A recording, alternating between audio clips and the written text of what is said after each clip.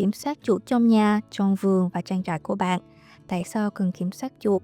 Vì chúng truyền bệnh, gây thiệt hại và là mối phiền toái. Chuột cũng như những loài gặm nhấm khác có thể truyền bệnh cho con người và vật nuôi, bao gồm giun phổi chuột, bệnh sắn khuẩn vàng da, Salmonella và sốt vàng do chuột.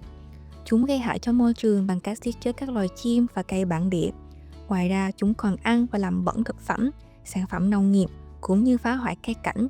Chuột có thể gặm dây điện, cấu trúc bằng gỗ, vào tường để làm tổ, để lại phân, mùi nước tiểu khó chịu trong nhà hoặc trang trại của bạn. Để kiểm soát chuột hiệu quả, ta cần hiểu về hành vi và sinh học của chúng. Khi hiểu được thói quen, vòng đời, sở thích của chuột, hãy áp dụng phương pháp quản lý dịch hại tổng hợp IPM, bắt đầu bằng những cách ít độc hại nhất như kiểm tra, vệ sinh, sử dụng các biện pháp vật lý và cơ học, rồi mới đến thuốc diệt chuột để làm giảm số lượng chuột. Cuối cùng, hãy kiểm tra lại thường xuyên để kiểm soát lâu dài bắt đầu bằng việc tìm hiểu về chuột. Ở Hawaii có một số loài chuột phổ biến. Chuột mái giỏi leo trèo, thường ở trên mái nhà và gác xếp. Chuột Na Uy thường sống dưới công trình nhưng cũng có thể leo trèo. Và chuột Polynesia thường xuyên xuất hiện ở khu vực nông nghiệp và ngoài trời. Tuổi thọ của chuột khoảng 1 năm, dù đôi khi chúng có thể sống đến 2 năm. Chuột có thể sinh sản từ lúc 3 tháng tuổi và có từ 4 đến 8 con chỉ trong vòng 3 tuần. Vì vậy không có gì lạ khi số lượng của chuột tăng nhanh chóng. Chuột không chỉ giỏi leo trèo mà còn có thể nhảy xa hơn 6 feet. Chúng dùng khứu giác và vị giác nhạy bén để tìm thức ăn và đường đi. Nếu bạn thấy chuột vào ban ngày, đó là dấu hiệu quần thể đã đông vì chuột chỉ hoạt động vào ban đêm. Để di chuyển, chuột dùng lỗ mũi và các phần khác trên mặt và lông cảm giác. Các dấu hiệu nhận biết có chuột như vết chà sát, phân chuột, vết nước tiểu, mùi mồ hôi, tổ, hang, thiệt hại do chuột gặm nhấm, sụt trống, chết hoặc âm thanh. Việc kiểm tra các khu vực có chuột để có thể làm tổ, kiểm tra các lối vào nhà, khu đóng gói, nơi cất trữ và các nguồn thức ăn. Bạn có thể làm gì khiến ngôi nhà, khu vườn và trang trại của mình bớt hấp dẫn với chuột?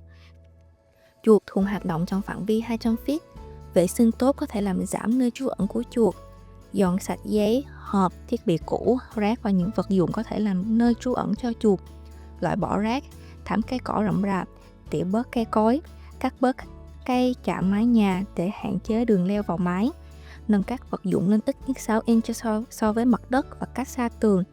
Chuột là loại ăn tạp và tranh thủ cơ hội. Loại bỏ nguồn thức ăn càng nhiều càng tốt.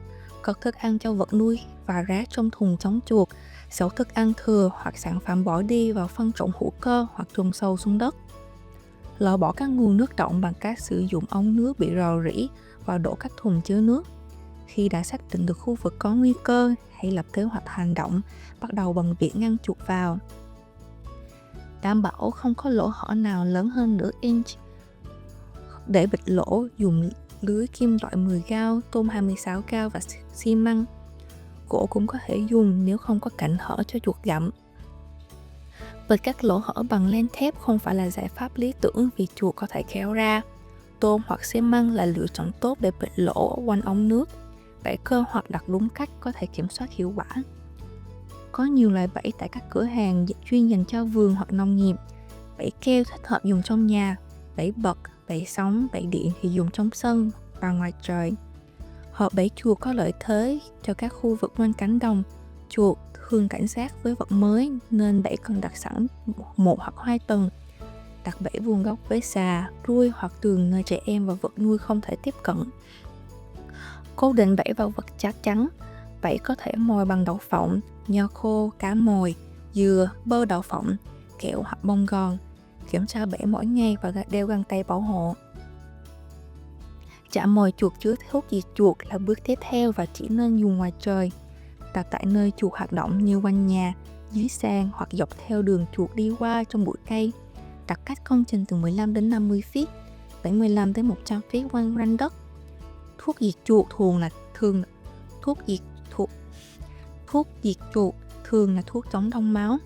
Các loại mồi này có thể gây hại cho trẻ em, vật nuôi và động vật hoang dã, nên phải dùng cẩn thận và theo hướng dẫn sử dụng.